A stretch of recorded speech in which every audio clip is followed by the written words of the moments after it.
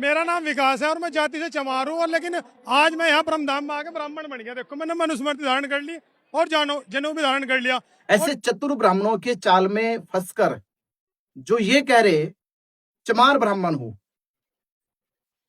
सैनी ब्राह्मण हूं, पाल ब्राह्मण हूं, गुर्जर ब्राह्मण हूं, जाट ब्राह्मण हूं, तो भाई तुम किसी ब्राह्मण को ये तो कहता सुनो फिर कि वो ब्राह्मण चमार है।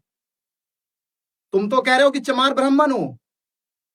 जो तुम्हें यह सिखा रहे कि कर्मों के आधार पे वर्ण व्यवस्था बनाई गई, कर्मों के आधार पे जातियां बनाई गई। हाँ, अगर तुम पढ़ने लिखने लगे और तुम्हारे दिमाग में ये भूसा घुसा दिया गया कि हाँ तुम चमार ब्राह्मण बन गए, तो अब तक तुमने देश में किसी ब्राह्मण को जो कुकर्मी है, जो अपराधी है, जो जुल्मी है, जो चोर है, डकैत है, क्या तुमने किसी ब्राह्मण को यह भी कहते सुना मैं चमार ब्राह्मण हूं? किसी को सुना कि वो ब्राह्मण ये कहे कि मैं ब्राह्मण चमार हूं? किसी ब्राह्मण को यह कहते सुना कि मैं ब्राह्मण पाल हूं? किसी ब्राह्मण को कहते सुना कि मैं ब्राह्मण गुर्जर हूं, जाट हूं? देश में एक भी ब्राह्मण ये नहीं कह रहा, पर तुमसे कहलवाया जा रहा, तुमसे जबरदस्ती ये कहलवाया जा रहा कि मनुस्मृति जो है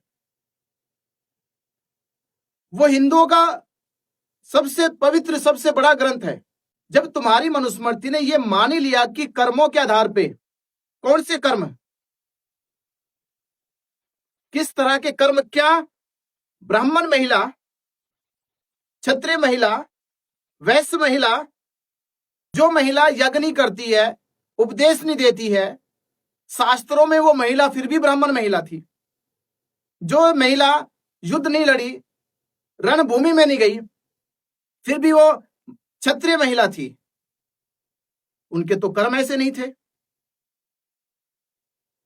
और कितने लोगों ने अब तक ये स्वीकार कर लिया। अरे एकलव्य का अंगूठा काटा गया, तब तुम्हारी वर्ण व्यवस्था की ये जो बुनियाद है, तब क्या मर गई थी? जब एकलव्य को केवल यह कहकर ही धनुर्विद्या सिखाने से इनकार कर दिया गया कि वो भील जाति में पैदा हुआ, वो आदिवासी जाति में पैदा हुआ, और जब धनुर्विद्या का महान योद्धा बना, उसके बावजूद भी क्या तुम्हारी इस वर्ण व्यवस्था ने उसको स्वीकार किया? क्या उसको क्षत्रिय स्वीकार किया? बल्कि क्षत्रियों का कहीं वर्चस्व समाप्त ना हो जाए, कहीं अर्जुन, युधिष्ठिर, भीम, नकुल, सहदेव का वर्चस्व समाप्त ना हो जाए, कहीं कृष्ण की नाक नीचे ना लग जाए, कहीं द्रोणाचार्य के पढ़ाए गए शिष्य नतमस्तक ना हो जाए एकलव्य के सामने। इसलिए जबरदस्ती एकलव्य को क्षत्रिय स्वीकार नहीं किया गया। जबरन जबरदस्ती उसकी धनुर्विद्या को साजिश के तहत, षड्यंत्र के तहत उसका अंगूठा काटा गया, उसे वंचित किया गया। और यही आज हो रहा है। आज पूरे भारत में जो SC, ST, OBC के हकों के लिए, उनकी सुरक्षा के लिए, उनके सम्मान और स्वाभिमान के लिए जो UGC बिल लाया गया, आज ही द्रोणाचार्य के औलादे सड़कों पे जो छातियां पीट कर घूम रही है, ये वही द्रोणाचार्य के औलादे हैं जो उस समय भी एकलव्य को नहीं चाहते थे और आज भी आप लोगों को नहीं चाहते। अरे आज तक ब्राह्मण अपनी महिलाओं को जनेऊ नहीं पहना सके, और तुम गले में ये जनेऊ का धागा पहनकर अपने आप को बड़े आज ब्राह्मण बने घूम रहे हो।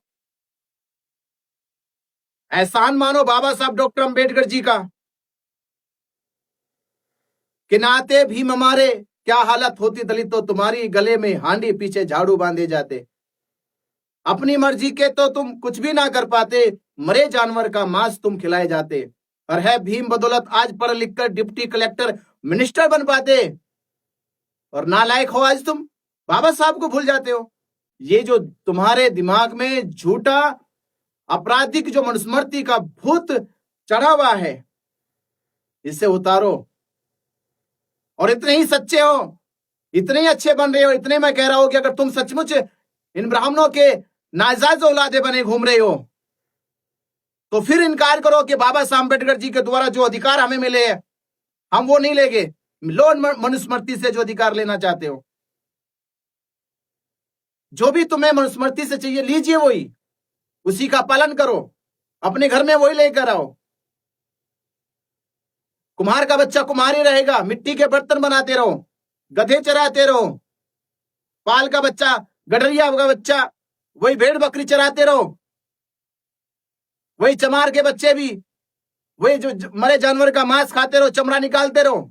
जब इतना ही गर्व है तुम्हें तो हिंदू शास्त्र तो कहते हैं कि परंपराएं हमारी पूजनीय है, परंपराओं के आधार पर टिका है हिंदू धर्म, परंपराओं के आधार पर टिका है वैदिक संस्कृति। तो परंपराओं को क्यों छोड़ते हो? सभी परंपराएं तुम्हारी जननी है, तो जननी को कैसे छोड़ोगे?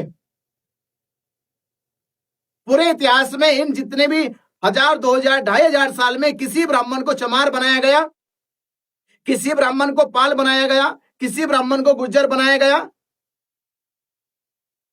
और आप चले हो ब्राह्मण बनने। अरे इंसान बन जाते पहले, इंसानों के अंदर समता लेकर आओ। अपने दादा परदादाओं को, अपने पूर्वजों को भूल गए, अपने असली पिता को भूल गए और ये नकली बाप बनाए घूम रहे हो, जिन्होंने तुम्हें मंदिरों में घुसने तक नहीं दिया गया, जिन्होंने तुम्हारे हाथ का छुआ पानी तक नहीं पिया, जिन्होंने तुम्हारे शास्त्रों में हमेशा पशुओं से नीचे स्थान दिया। असल बाप की औलाद है तो देखो ना, तुम्हारे इस हक की लड़ाई में यूजीसी के बिल में कौन विरोध कर रहा है? कौन सड़कों पे आकर तुम्हारे इस हक की लड़ाई को खत्म करना चाहता है?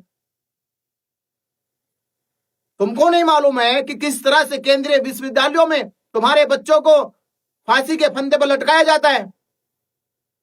आए दिन उनके साथ किस तरह से जाति के आधार पे भेदभाव होता है?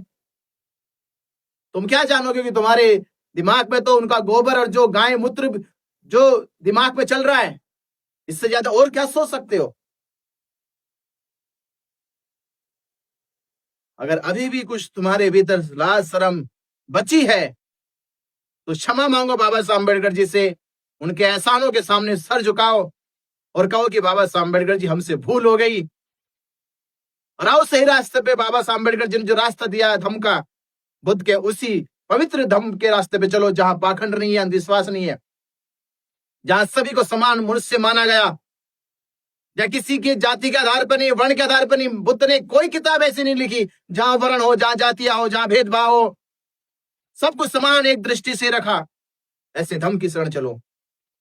तो अगर बची है थोड़ी लाज शर्म तो आओ वापिस अपने धम्म की ओर बढ़ो। नमो बुद्धाय, जय भीम।